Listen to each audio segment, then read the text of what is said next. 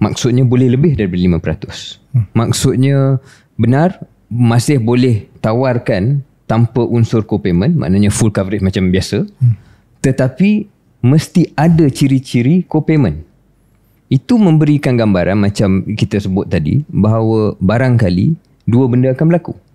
Syarikat insurans dan takaful sama ada akan meletakkan tambahan premium yang sangat-sangat prohibitif, yang sangat-sangat besar untuk mengelakkan orang, untuk mendorong orang pergi kepada produk co-payment, ataupun dia langsung tidak akan menawarkan tawaran yang tidak ada unsur co-payment. Sebab bank negara tidak mewajibkan mesti ada dua-dua.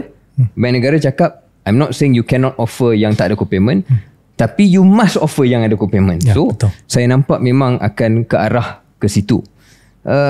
Dan bagi saya, pertama nak kena faham, mungkin saya rasa ramai yang tertanya, saya pun terdetik tertanya, kenapa bank negara yang buat benda ni?